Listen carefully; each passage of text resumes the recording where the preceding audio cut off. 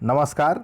सावित्रीबाई फुले शिक्षण प्रसारक मंडळ संचलित श्रावणलाल मोदी विद्यालयामध्ये आपलं सर्वांचं स्वागत आहे. मी गणित विषय शिक्षक सोनू विटी. आज आपण इयत्ता 9वीतील मॅथमॅटिक्स पार्ट 1 मधील चॅप्टर नंबर 2 रियल नंबर्स यातील प्रॅक्टिस सेट 2.1 हे आज आपण अभ्यासणार आहोत. In this section we are going to take a look at practice set 2.1. आज आपण सराव संच 2.1 यातील काही उदाहरणांचा अभ्यास करणार आहोत. 2.1 सराव संच सुरू करण्या अगोदर काही थोडी त्याची माहिती घेऊ. ह्या माहितीच्या आधारावर आपल्याला सराव संच 2.1 मधील उदाहरणं सोडवायला सोपं जाईल. Decimal form of any rational number is either terminating और नॉन टर्मिनेटिंग रिक्वायरिंग टाईप. कोणत्याही परिमेय संख्यांचे दशांश अपूर्णांकी रूप खंडित किंवा अखंड आवर्ती या ठिकाणी असते. रिक्वायरिंग म्हणजे या ठिकाणी त्याला आपण रिपीटिंग सुद्धा म्हणू शकतो, म्हणजे रिपीट होणे, परत परत येणे. या ठिकाणी लक्ष द्या. टर्मिनेटिंग म्हणजे खंडित रूप, नॉन टर्मिनेटिंग म्हणजे अखंड आवर्ती रूप. आता आपण पहिले खंडित रूप काय आहे ते बघू. टर्मिनेटिंग टाईप काय असतं. समजा पहिलं उदाहरण आहे 2/5. आता 5 ने 2 ला भाग द्यायचा आहे.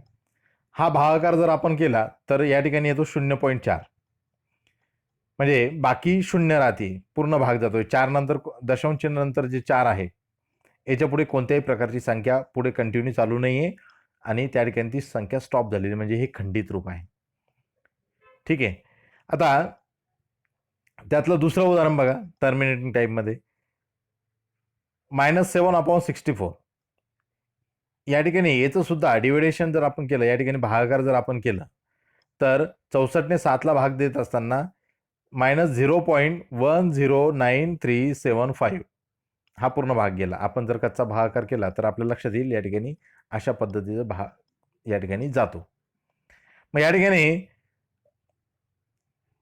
दशांश चिन्हानंतर 109,375 आणि 5 नंतर कोणत्याही प्रकारची संख्या नाही, म्हणजे त्या ठिकाणी भागाकार थांबला, स्टॉप झाला. ठीक आहे, म्हणजे या ठिकाणी हे खंडित रूप आहे. तिसरं उदाहरण सुद्धा तसंच. आता आपण नॉन टर्मिनेटिंग रिक्वायरिंग टाईप काय आहे ते बघू. या ठिकाणी 36 ने 17 ला भाग देतोय आपण. पहिलं उदाहरण काय, 17/36, 17 डिवायडेड बाय 36. ठीक आहे. मग आता 36 ने 17 ला भाग द्यायचा आहे. मग 36 ने 17 ला भाग देत असताना भागाकार काय येतो बघा, 0.472222 पुढे डॉट डॉट डॉट डॉट असं दिलेलं आहे. याचा अर्थ काय, जेव्हा 36 ने 17 ला भाग देतोय आपण त्यावेळेस भागाकार जो आहे 0. त्या ठिकाणी 47 नंतर 2 जे आहे ते कंटिन्यू पुढे चालू आहे, ते थांबत नाहीये. 2 हे येतच राहील उत्तर. मग या ठिकाणी हे परत परत न लिहिता आता 2 ही संख्या परत परत येते, म्हणजे त्या 2च्या डोक्यावर काय केलं, एक डॉट दिलेला आहे. याला बार सुद्धा म्हणतात डॉटला. ठीक आहे. याचा अर्थ काय होतो, 2च्या डोक्यावर फक्त एकच डॉट आहे बघा, 2च्याच डोक्यावर आहे. मग 4 आणि 7 रिपीट होती का संख्या, नाही, फक्त 2च ही संख्या अशी आहे की ती रिपीट होतीये. त्यातलं दुसरं उदाहरण बघा नॉन टर्मिनेटिंग मध्ये 33/26, 33/26 म्हणजे 26 ने 33 ला भाग द्यायचा. आता 26 ने 33 ला भाग देत असताना त्या ठिकाणी भाग कसा जातोय बघा, 1.26923076923007 पुढे डॉट डॉट. आता नीट परत एकदा लक्षात द्या, मी परत एकदा वाचतो. 1 दशांश चिन्ह नंतर बघा, आता 1 नंतर दशांश चिन्ह नंतर कोणती संख्या सुरुवात होती, 2692307 92307. बघा आता या ठिकाणी 6 संख्येनंतर 30 संख्या येते. 2 नंतर जी 6 आहे ना, 6923007 इथपर्यंत आलं की परत 6 येत आहे. 6923007 7 आले की परत त्या ठिकाणी काय येईल, 6 येईल. म्हणजे ही संख्या दशांश नंतर 2 जे आहे त्या 2 नंतर 6923007 ही परत परत येते. ही संख्या ती परत परत ही दर्शवण्यासाठी आपण काय करतो, त्या संख्येच्या डोक्यावरती आडवी रेष मारतो. म्हणजे त्याचा अर्थ काय की तेवढ्या संख्या ह्या परत रिपीट होत आहे. 7 नंतर परत 6 येईल, 9 येईल, 2 येईल, 3 येईल, 0 येईल, परत 7 येईल, परत 7 नंतर 6 येईल. मग या रिपीट दर्शवण्यासाठी या ठिकाणी या संख्यांच्या डोक्यावरती काय करतात, एक आडवी रेष मारतात, त्याला आपण बार म्हणतो. ठीक आहे. जर एकच संख्या परत परत येत असेल तर त्या एकच संख्येच्या डोक्यावर डॉट देतं. वरच्या उदाहरणामध्ये जसं 2 2 हे परत परत येत होते, एकच संख्या म्हणजे 2च ही संख्या परत परत येत होती, त्या 2च्याच डोक्यावर आपण डॉट दिला होता तसा. तिसऱ्या प्रश्नामध्ये सुद्धा या ठिकाणी काय आहे बघा, 37ने 56ला भाग दिला, 56/37. आता 37ने 56ला भाग देत असताना भागाकाराला बघा 1.51351313 डॉट डॉट डॉट. याचा अर्थ काय, 513 513 513 513 अशी संख्या कंटिन्यू पुढे चालू राहील. म्हणजे ती संख्या दर्शवण्यासाठी की ही परत परत पुढे चालू आहे, ही नॉन टर्मिनेटिंग रिक्वेरिंग टाईप आहे, हे दर्शवण्यासाठी आपण त्या संख्येच्या डोक्यावरती काय करतो, आडवी रेष, त्याला आपण बार असे म्हणतो. ठीक आहे. 1.513 किंवा 1.513 बार असं सुद्धा त्याचं वाचन तुम्ही करू शकता. Note the number of recurring digits after decimal point in the given rational number. Accordingly, multiply it by 10, 100 and 1000. Example, in 2.3, digit 3 is the only recurring digit after decimal point. Hence, to convert 2.3 bar in P upon Q form, multiplying 2.3 bar by 10. In 1.24, digit 2 and 4 both are recurring, therefore multiplying 1.24 bar by 100. In 1.513 bar, digit 5, 1 and 3 are recurring, so multiply 1.513 bar by 1000. या ठिकाणी बघा, आता एक दुसरा प्रकार आहे. आपल्याला काही उदाहरणं सोडवताना या नियमांची गरज पडणार आहे. पहिले आपण बघितलं टर्मिनेटिंग अँड नॉन टर्मिनेटिंग कसे ओळखायचे. आता आपल्याला या ठिकाणी काही उदाहरणं सोडवताना या दशांश चिन्हाच्या नंतर जास्त किती संख्या आहे त्या संख्यांच्या आधारावर आपल्याला पी आणि क्यू रूपात त्यांना आणण्यासाठी या ठिकाणी कशी पद्धत वापरतात ते बघा. दिलेल्या संख्येत दशांश चिन्हानंतर लगेच किती अंक आवर्ती आहेत हे पाहून त्याप्रमाणे त्या संख्येला 10, 100, 1000 यापैकी योग्य संख्येने गुणावे. उदाहरणार्थ 2.3 बार या संख्येत 3 हा एकच अंक आवर्ती आहे, म्हणून 3.3 ही संख्या पी अपॉन क्यू रूपात आणण्यासाठी तिला 10ने या ठिकाणी गुणावे. बघा, आता हे दशांश चिन्हानंतर जे आहे ना, 2च्या नंतर जे दशांश चिन्ह आहे त्या दशांश चिन्हानंतर 3 ही संख्या एकच आहे, बरोबर आहे. त्याच्यावरती जरी ती अनंत जरी पुढे चालू असेल तरी आता सध्या किती दशांश चिन्हानंतर ती एकच संख्या दिसते आपल्याला. ठीक आहे. म्हणून या ठिकाणी त्याला पी छेद क्यू या रूपात आणण्यासाठी त्याला कितीने गुणावं लागतं, 10ने गुणावं लागतं. दशांश चिन्हानंतर एक संख्या असेल तर 10ने गुणावं. दुसरं त्यांनी दिलेलं बघा 1.24च्या डोक्यावरती बार आहे, म्हणजे 24 ही संख्या परत परत येते, म्हणजे 2 4 2 4 2 4 अशी. दशांश चिन्हानंतर किती संख्या आहे, 2 आहे, म्हणजे अशा संख्येला कितीने गुणायचं, मग 100ने गुणायचं. आणि जर दशांश चिन्हानंतर 3 संख्या ह्या परत परत येत असेल, रिक्वायरिंग नंबर्स असेल त्या ठिकाणी, ठीक आहे, रिक्वायरिंग डिजिट आपण ज्याला म्हणू, जर असतील तर 1000ने त्या ठिकाणी त्याला गुणायचं. म्हणजे 3 जर असेल तर 1000ने गुणावे, 2 जर असेल तर 100ने गुणावं, आणि 1 जर असेल तर त्या ठिकाणी 10ने गुणावं. अशा पद्धतीची उदाहरणं आपण पुढे सोडवलेले आपण ते बघणार आहोत. Notice the prime factor of the denominators of a rational number. If the prime factors are 2 or 5 only, then its decimal expansion is terminating. If the prime factor are other than 2 or 5 also, then its decimal expansion is non-terminating and recurring. परिमेय संख्यांच्या छेदाचे मूळ अवयव तपासा. त्या 2 आणि 5 यांच्या व्यतिरिक्त मूळ संख्या नसतील तर त्या परिमेय संख्यांचे दशांश रूप खंडित असते. 2 व 5 व्यतिरिक्त मूळ संख्या ही छेदाचा अवयव असेल तर त्या संख्येचे दशांश रूप अखंड आवर्ती त्या ठिकाणी असते. बघा, आताच आपण एक बघितलं की आता खंडित आणि अखंडित हे कसं ओळखायचं. आता या ठिकाणी जर परिमेय संख्या आपल्याला दिल्या जर असतील, रॅशनल नंबर जे आहे ते आपल्याला ओळखायचे टर्मिनेटिंग आहे किंवा नॉन टर्मिनेटिंग. त्यांनी काय सांगितलं, दशांशमध्ये दशांश ज्या संख्या आहे, डेनोमिनेटर्स जे आहे ते एक तर 5 पाहिजे किंवा 2 पाहिजे. काय म्हणतोय मी, 5 पाहिजे किंवा 2 पाहिजे, किंवा 5 गुणिले 2 या स्वरूपात जरी असतील तरी चालतील, किंवा खालच्या ज्या संख्या आहे ना दशांश रूपात, या ज्या छेदस्थानी या छेदस्थानच्या संख्येचे अवयव पाडताना ते 2 गुणिले 5च्या स्वरूपात किंवा 2 गुणिले 2 किंवा 5 गुणिले 5 अशा स्वरूपात जरी पडले ते तरी चालतात. म्हणजे 5 गुणिले 5 गुणिले 5, 2 गुणिले 2 गुणिले 2 किंवा 2 गुणिले 8, 2 गुणिले 4, कारण की 4चे पण अवयव 2 गुणिले 2 पडतात आणि 8चे पण अवयव 2 गुणिले 2 गुणिले 2 पडतात. ठीक आहे. एक तर ते 2 गुणिले 5 या फॉर्ममध्ये पाहिजे, किंवा 2 पाहिजे, किंवा 5 पाहिजे, किंवा 5 गुणिले 5 किंवा 2 गुणिले 2 अशा प्रकारचे स्वरूपात जर असेल तर त्या ठिकाणी समजून घ्यायचं ते खंडित त्या ठिकाणी त्याचं रूप आहे, म्हणजे ते टर्मिनेटिंग टाईप आहे. ठीक आहे. मग आता या ठिकाणी बघा, पहिलं जे आहे याच्यातले ओळखायचे आपल्याला टर्मिनेटिंग कोणते आहे, नॉन टर्मिनेटिंग, याचे आपल्याला त्या ठिकाणी वर्गीकरण करायचं आहे. मग पहिलं उदाहरण बघू आपण, 13/5. म्हणजे याच्यात छेदस्थानी किती आहे, 5 आहे, म्हणजे ही काय आहे, टर्मिनेटिंग. ठीक आहे. त्यानंतर दुसरं बघा, 2/11.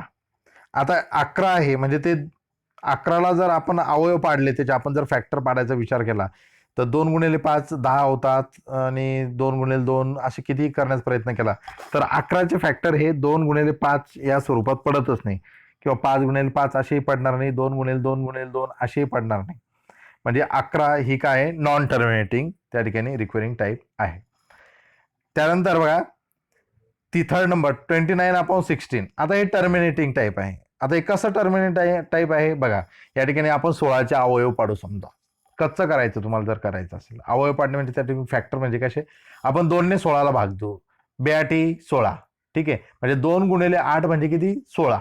परत ते 8चे अवयव पडतात बघा बघा बरं, की 8ला आपण परत 2 गुणिले 2 गुणिले 2, बरोबर आहे की नाही. म्हणजे या ठिकाणी एक गोष्ट लक्षात ठेवायची की ते 2 आणि 5च्या या फॉर्ममध्ये जर असेल छेद तर त्या ठिकाणी ते टर्मिनेटिंग असतात. म्हणून 3 नंबरचं हे टर्मिनेटिंग आहे. चौथ्या नंबरचं बघा, 17/125. आता 125चे अवयव पडतात 25 गुणिले 5, 25चे पण अवयव पडतात 5 गुणिले 5, म्हणजे ते काय आहे, या ठिकाणी टर्मिनेटिंग टाईप आहे, म्हणजे खंडित रूप त्या ठिकाणी त्याचं आहे. त्यानंतर 5th नंबरचं बघा, 11/6. आता तुम्हाला सर 2 × 3 हे आपण या ठिकाणी याचे अवयव पाडू शकतो फॅक्टर. समजा 2 गुणिले 3 बेत्रिक 6, 2 आला ना, म्हणजे हे टर्मिनेटिंग नाही. जे फॅक्टर पाडतोय ते आपण ते सुद्धा त्या ठिकाणी 2 आणि 2 गुणिले 3 नाही पाहिजे, त्या 3च्या जागेवर एक तर 5 पाहिजे किंवा 2च पाहिजे. ठीक आहे. तर त्या ठिकाणी एक गोष्ट लक्षात ठेवायची, 2 आणि 5च्या फॉर्ममध्ये जर असेल तरच ते टर्मिनेटिंग असतात. आता म्हणजे 5व्या नंबरचं जे उदाहरण आहे ते नॉन टर्मिनेटिंग आहे. क्वेश्चन नंबर 2 बघा, write the following rational number in a decimal form. खालील परिमेय संख्या दशांश रूपात आपल्याला लिहायच्या आहे. आता या टर्मिनेटिंग येतात का नॉन टर्मिनेटिंग हे आपल्याला बघायचं आहे. जर भाग 0 गेला शेवटी तर ते आहे त्या ठिकाणी टर्मिनेटिंग, म्हणजे खंडित आहे. आणि जर भाग 0 जात नसेल, रिपीट संख्या जर येत असेल तर समजून घ्यायचं ते नॉन टर्मिनेटिंग, म्हणजे या ठिकाणी ते अखंडित स्वरूपात असतील. मग आपल्याला ते दशांश रूपात या ठिकाणी लिहायची, मांडणी करायची. या ठिकाणी त्यांनी म्हटलं नाही की टर्मिनेटिंग आहे की नॉन टर्मिनेटिंग, पण आपल्याला ते फक्त दशांश फॉर्ममध्ये आपल्याला लिहायचं आहे. बघा आता क्वेश्चन नंबर 2 मधलं पहिलं उदाहरण, 127/200. 200ने 127ला भाग द्यायचा आहे. मग 127ला भाग जात नाही म्हणून आपण 0 दिल्यावरती दशांश चिन्ह घेतलं, 127 वरती 0 ठेवला, ती संख्या तयार झाली 1270, 1270. आता या 1270ला भाग द्यायचा 200, मग 200चा पाडा म्हणायचा, 200 1 200, 200 2 400, 200 3 600, 200 4 800, 255 1000 आणि 200 सक 1200. आज ज्यांना 200चा अवघड जातं त्यांनी काय विचार करायचा, समजा 2चा पाडा म्हणू आपण 12पर्यंत, ते 1270 आहे ना, तर एक जनरल असं समजायचं की 12पर्यंत पाडा म्हणायचा आहे 2चा. एवढा मोठा पाडा येत नाही आपल्याला, बेस सकम 12 आहे की नाही, म्हणजे 6चा भाग जाऊ शकतो. मग आपण काय करायचं, कच्चं करून बघायचं, 200 गुणिले 6 आणि त्यांचा गुणाकार करून बघायचा. त्यांचा गुणाकार जर 1270च्या आत असेल किंवा 1270 आला तर समजून घ्यायचं तेवढा भाग जातो. मग 200 सक 1200 वरती 6 लिहिले दशांश चिन्हानंतर. 1270 मधून 1200 आपण काय केले, मायनस केले, उरले फक्त 70. इथं 700 दिसत आहे तुम्हाला, पण मी नंतर शून्य घेतला त्याच्यावर. मग 70 उरले, मग त्या 70 वरती शून्य घेतला, ते झाले आता 700. मग 200चा पाडा 700 पर्यंत म्हणायचा. 2 त्रिक 6 बरोबर आहे, म्हणजे 200 त्रिक 600. मग या ठिकाणी 3चा भाग गेला आणि इथं खाली लिहिले मी -600, म्हणजे 700 मधून आपल्याला 600 मायनस करायचे. उरले किती, 100. हे 1000 दिसत असतील तुम्हाला, पण आता मी काय केलं, त्या 100च्या पुढे एक शून्य घेतला होता. कारण 200 आणि 100ला भाग जात नाही, आपण वरती दशांश चिन्ह दिलेलं आहे, शून्य घेऊ शकतो. शून्य म्हणजे आज त्या ठिकाणी तयार झाले 1000. मग 200चा पाडा मी 1000 पर्यंत म्हटलं, किती, 5चा भाग त्या ठिकाणी गेला आणि बाकी किती उरली, शून्य, म्हणजे भाग हा पूर्ण गेला. इथे भागाकार थांबला. मग दशांश रूपात आपण याची मांडणी कशी केली, देअरफॉर 127/200 इज इक्वल टू 0.635. ठीक आहे, अशा पद्धतीने त्याचं दशांश रूपात आपण त्याची मांडणी केली. त्यातला दुसरा प्रश्न बघा, 25/99. आता 99ने 25ला भाग द्यायचा. तर चला भाग देऊ आपण. 99 25ला भाग देत असताना भाग जात नाही म्हणून त्या ठिकाणी शून्य, 25च्या खाली शून्य लिहिले, 25 दशांश खाली आले, त्यानंतर दशांश चिन्ह दिलं वरती, हे की नाही, भाग जात नाही म्हणून. त्यानंतर 25च्या पुढे आपण एक शून्य ठेवलं. आता 250 झाले ते तयार, 250. 99चा पाडा 250 पर्यंत म्हणायचं आपल्याला. 99 1 99, 99 2 किती, 198, म्हणजे 198 येतात. ठीक आहे, 99 त्रिक हे जास्त होत आहे, 250 पेक्षा मोठी संख्या होती, म्हणून आपण फक्त 2 पर्यंतच म्हटलं. 99 2 किती, 198. मग 250 मधून आपण 198 त्या ठिकाणी मायनस केले, किती आले, 52. मग आता या 52 वरती मी एक शून्य घेतला, किती झाले आता ते, 520. 520. आता 99चा पाडा मला 520 पर्यंत म्हणायचा आहे, 520 पर्यंत. मग या ठिकाणी 5 पर्यंत मी 99 × 5 जर जेव्हा केलं तर आता 99चा पाडा तर कोणालाच येऊ शकत नाही, म्हणून आपण या ठिकाणी छोटा छोटा गुणाकार करायचा. पहिले 99 गुणिले 3 करून बघायचे, 99 गुणिले 4 करून बघायचे, 99 गुणिले मग 5 पर्यंत आपण करायला गेलो तर आपल्याला लक्षात येतं की 99 5 या ठिकाणी 495 आणि बाकी उरली 25. 520 मधून 495 आपण मायनस केले, तो त्या ठिकाणी बाकी उरली 25. आता हे 25 आल्यानंतर बघा, मी या ठिकाणी भागाकार का थांबवला, कारण आपल्याला 99 कितीला भाग द्यायचा होता, 25लाच भाग द्यायचा होता. 25ला भाग देत असताना आपल्याला ती संख्या परत येते खाली बघा. 25ने भाग देत असताना खाली परत 25 आले होते आणि त्याच्यावर शून्य ठेवला होता आपण. मग कितीचा, 2चा भाग गेला होता. मग या 25 वरती सुद्धा मी आता जर शून्य ठेवला तर कितीचा भाग द्यावा लागेल मला, 2चा. म्हणजे 5 नंतर परत 2 येईल, परत त्या 2 नंतर 5 येतील, परत त्या 5 नंतर 2 येतील, परत त्या 2 नंतर 5 येतील, म्हणजे 2 5 2 5 2 5 अशी संख्या ही कंटिन्यू पुढे चालू राहील. मग हे न लिहिता मला लक्षात आलं की आता भागाकार इथं थांबावं लागेल, कारण की 25 ही संख्या आलेली आहे. या 25च्या पुढे शून्य ठेवल्यानंतर त्याच संख्या परत येतील, तोच भाग जाईल, पुढे भागाकार करून फायदा नाही, म्हणून या ठिकाणी आपण थांबलो. भागाकार कुठं थांबवायचा हे आपल्या लक्षात आलं पाहिजे, नाहीतर आपण भागाकार करतच चाललो. आता नेमकं कुठं थांबायचंय, कसं ओळखायचंय, तर अशा पद्धतीने ओळखायचं की भागाकार करत असताना ती संख्या जर परत येत असेल तर त्या ठिकाणी स्टॉप व्हायचं आणि लक्षात येऊन जातं की ही संख्या परत इथून पुढे कंटिन्यू चालू आहे. मग या ठिकाणी याला डेसिमल फॉर्ममध्ये बघा, देअरफॉर 25/99 इज इक्वल टू 0.25 बार किंवा 0.25, कारण की 25 ही संख्या कंटिन्यू पुढे चालू राहील. 2 5 2 5 ठीक आहे, अशी संख्या ही पुढे कंटिन्यू चालू राहील. थर्ड नंबरचं उदाहरण सुद्धा याच पद्धतीने बघा, 23/7. आता 7ने 23ला भाग द्यायचा आहे. 7 त्रिक 21, 23 मधून 21 गेले, उरले 2. दशांश चिन्ह दिलं, 7ने 2ला भाग जात नाही म्हणून दशांश चिन्ह दिलं, 2 वरती शून्य ठेवला, 20 तयार झालं. ठीक आहे, ती संख्या 20 तयार झाली. मग आता 7 2 14 आहे की नाही, मग 20 मधून 14 गेले, किती उरले 6, परत 6 वर शून्य घेतला, 7 7 8 56. मग या ठिकाणी 60 मधून 56 गेले, किती उरले 4, परत शून्य घेतला. त्यानंतर 7 5 35, 40 मधून 35 गेले, किती उरले 5, परत वरतून शून्य घेतला, 50 आले. मग 7 7 49, 50 मधून 49 गेले, किती उरला 1, त्या ठिकाणी 10 तयार झाले, वरतून घेतला 0, मग 10 ही संख्या तयार झाली, 7 एक 7 आहे की नाही. जसं भाग देतोय तसं वरती पण संख्या यायची बरं का. आपण हे भागाकार आपल्याला लहानपणापासून शिकत आलेलो आहे. आपल्याला फक्त याला डेसिमल फॉर्ममध्ये लिहायचं आहे आणि कुठे भागाकार थांबवायचा, कुठे कुठे संख्या रिपीट येते ती आपल्याला शोधायची. मग या ठिकाणी 10तून 7 केले, किती उरले 3. आता 3 वर ठेवला 0, 30 झाले, 7 चोक 28, परत 30 मधून 28 गेले, उरले 2. या ठिकाणी मी भागाकार थांबवला. का? कारण की वरतून बघा पहिल्या स्टेपला 2 आल्यानंतर त्याच्या पुढे मी 0 ठेवला होता. म्हणजे 20 झाल्यानंतर परत मला खाली या स्टेप येतील, कोणताही प्रकारचा बदल त्यामध्ये होणार नाही. आणि त्यानंतर परत कुठेतरी 2 बाकी राहिल्यानंतर परत मी त्याच्या पुढे 0 घेईल, परत मग त्याला 7 दोन्ही 14, खाली 14 येतील, परत 20 मधून 14 गेल्यावर 6 उरतील, 6च्या पुढे 0 ठेवल्यावर परत ते 60 होतील, मग परत 7चा पाडा 60 पर्यंत म्हणावं लागेल, परत 56 येतील, मग 60 मधून 56 मला मायनस करावं लागतील, परत 4 त्या ठिकाणी बाकी उरतील, परत 4च्या पुढे 0 ठेवावं लागेल. मग हे कंटिन्यू असे पुढे भागाकार चालू राहील. मग या ठिकाणी 2 आला, मला लक्षात आलं की अरे वरती 2च्या पुढे आपण 0 ठेवल्यानंतर परत हा भागाकार कंटिन्यू पुढे अशा पद्धतीचा चालू राहिला होता. म्हणून या ठिकाणी मी 4 वरती 4 लिहिल्यानंतर हा भागाकार थांबवला आणि 2 पासून तर शेवटी 4 पर्यंत एक वरती आडवी रेष मारली. त्याचा अर्थ काय झाला की हे नंबर पुढे कंटिन्यू असे चालू राहतील. म्हणजे 4 नंतर परत 2 येईल, परत 8 येईल, 7 5 येईल, 7 येईल, 1 येईल, 4 येईल, परत त्या 4 नंतर 2 येईल, 8 येईल, 5 येईल, 7 येईल, 1 येईल आणि 4 येईल. मग देअरफॉर 23/7 इज इक्वल टू 3.2855714. हा या ठिकाणी डेसिमल फॉर्ममध्ये आपण लिहिलं. Write the following rational number in P/Q form. या ठिकाणी खालील परिमेय संख्या P/Q रूपात आपल्याला लिहायचं आहे. आपण एक नियम बघितला होता बघा सुरुवातीला, हा तास सुरू झाल्यानंतर, की दशांश चिन्हानंतर एक संख्या असेल तर 10 ने गुणायचं.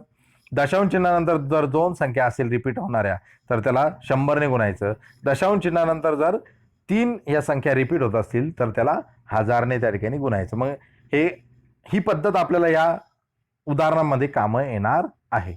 या ठिकाणी बघा पहिलं उदाहरण आहे 0.12 म्हणजे 6 ही संख्या कंटिन्यू पुढे चालू आहे, ते आपल्याला माहितच आहे. परंतु दशांश चिन्हानंतर किती संख्या आहे? एकच संख्या आहे. मग या ठिकाणी कितीने गुणावं लागेल आपल्याला? 10 ने. मग आता समजा let's x is equal to 0.6 bar. मग दोन्ही बाजूंना आता कितीने गुणू आपण? 10 ने गुणल्यानंतर x ला 10 ने गुणल्यावर 10x आलं, 0.6 बारला 10 ने गुणल्यावर 6.6 बार येतं बघा. तुम्ही करून बघा. 0.6 ला काय करा? 10 ने गुणा, उत्तर येईल 6.6. पण त्या 6च्या वरती बार असला पाहिजे आपल्याला. पॉईंटच्या दशांश चिन्ह नंतरची जे 6 आहे त्याच्यावरती बार द्यायचा विसरायचं नाही. देअरफॉर आता काय करायचं? वरचे जे समीकरण आहे x इज इक्वल टू 0.6 बार आणि खालचं त्याच्या खाली लिहिलेलं 10x इज इक्वल टू 6.6 बार, या दोघांची वजाबाकी करायची, उजव्या बाजूंची आणि डाव्या बाजूंची. मग याची मांडणी बघा. Therefore 10x minus x is equal to 6.6 bar minus 0.6 bar. मग 10x मधून 1x गेला, किती उरले? Therefore 9x is equal to 6.6 bar मधून 0.6 बार जर मायनस केले तर त्या ठिकाणी फक्त उरला काय? 6 बार. 6 काय होतील? कट होतील. दशांश चिन्हानंतरच्या संख्या त्या, ठीक आहे, म्हणून सारख्या स्थानावर आहे म्हणून ते कट होतील. देअरफॉर आता हे 9x जे आहे याच्यातला जो 9 आहे तो या ठिकाणी राईट हँड साईडला शिफ्ट होताना तो छेदस्थानी येईल, ठीक आहे. मग therefore x is equal to 6/9. Therefore x is equal to 2/3. आता हे 2/3 म्हणजे काय? एक संख्या अशी शोधली आपण की त्याने 9ला पण भाग जाईल आणि 6ला पण. मग ती कोणती आहे? 3. 3 दोन्ही 6, 3 त्रिक 9. मग x ची या ठिकाणी किंमत काय मिळाली आपल्याला? 2/3. x म्हणजे काय होता? 0.6 बार. मग therefore 0.6 bar is equal to 2/3. P आणि Qच्या फॉर्ममध्ये आपण हे लिहिलं. P/Qच्या फॉर्ममध्ये याचं उत्तर शोधलं. कशाचं? 0.6ला आपण या पद्धतीने. आता तुम्ही हे व्हेरीफाय जर आपल्याला करायचं असेल तर 3 ने काय करा? 2ला भाग द्या. बघा हे उत्तर बरोबर आलं की नाही आलं हे जर बघायचं असेल आपल्याला, 3 ने काय करायचं? 2ला भाग द्यायचं. कच्चं करून बघा तुम्ही. भाग जात नाही 2ला म्हणून 0 घेतला, दशांश चिन्ह दिला, त्यानंतर 2च्या पुढे 0 घेतलं, मग 3 सक 18, 20 मधून त्या ठिकाणी 18 गेले, किती उरले? 2. परत त्या ठिकाणी काय घेतला? 0 घेतला, झाले 20. परत 3चा पाडा आपण 20 पर्यंत, 3 सक 18, परत 20 मधून 18 गेले किती उरले 2, म्हणजे कंटिन्यू पुढे हे 6 भाग त्याला जात राहील. म्हणून हे आपलं जे आलेलं उत्तर ते बरोबर आहे. आपण ते व्हेरीफाय पण केलं कच्चं करून, दुसरं भागाकार करून. त्याच पद्धतीने दुसरं उदाहरण बघा या ठिकाणी 0.37 बार. या ठिकाणी एक्स म्हणजेच 0.37 बार आपण असं समजू. आता दशांश चिन्हानंतर किती संख्या आहे रिपीट येणाऱ्या? 2. म्हणजे कितीने गुणायचं आता दोन्ही बाजूंना? 100ने. शाबाश. तर आता 100ने गुणत असताना बघा 100x बरोबर 37.37 बार हे उत्तर आलं त्या ठिकाणी गुणल्यानंतर. मग आता आपण काय करायचं, वरती जे आहे वरचं एक पहिलं समीकरण, पहिली ओळीत जे लिहिलेलं आहे आपण ते इक्वेशन आणि खालचं इक्वेशन, या दोघांची काय करायची या ठिकाणी वजाबाकी करायची. मग therefore 100x - x is equal to 37.37 bar minus 0.37 बार.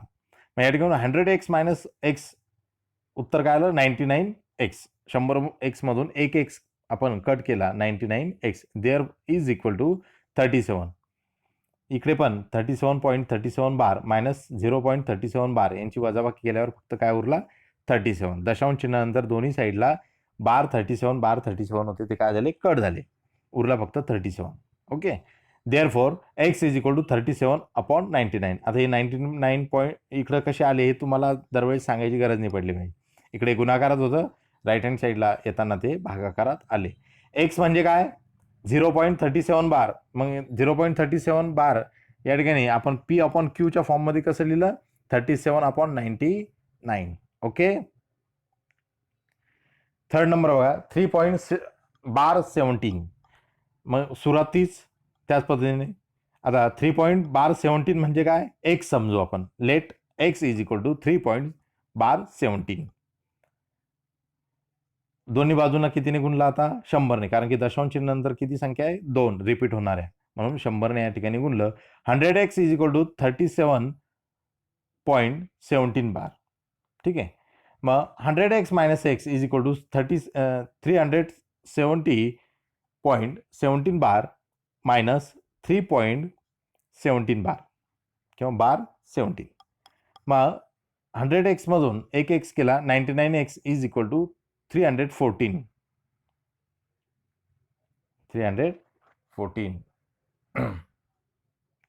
या ठिकाणी याचं उत्तर आलं. दशांश चिन्हानंतर बार 17 हे कट झाले. 317 मधून 3 मायनस केले आपण, 314 त्या ठिकाणी उरले. Therefore x is equal to 314/99. आता x म्हणजेच काय? 3.17. Therefore 3.17 is equal to 314/99. पाचव्या नंबरचं उदाहरण बघा 2.514. दशांश चिन्हानंतर 5, 1, 4 ही संख्या परत परत आलेली, रिपीट झालेली आहे. आणि 3 संख्या आता दशांश चिन्हानंतर किती? दशांश चिन्हानंतर किती संख्या आहे? 3 आहे. म्हणजे कितीने गुणावं लागेल आता? 1000ने. मग दोन्ही बाजूंना 1000ने गुणल्यानंतर बघा 1000x is equal to 2514.514 bar. Therefore 1000x - x is equal to 2514.5 bar 514 minus 2.514 यांची वजाबाकी केल्यानंतर बघा या ठिकाणी 999x बरोबर 2512 ही या ठिकाणी वजाबाकी आली. आता 999 इकडे गुणाकारात आहे, राईट हँड साईडला येताना ते 2512च्या छेदस्थानी येतील, म्हणजे भागाकारात त्या ठिकाणी येतील. पण 999 या ठिकाणी आपण आणल्यानंतर या ठिकाणी x म्हणजे काय? 2.514 आहे की नाही? मग therefore 2.514 bar is equal to 2512/999 या ठिकाणी P/Qच्या फॉर्ममध्ये आपण याला लिहिलं.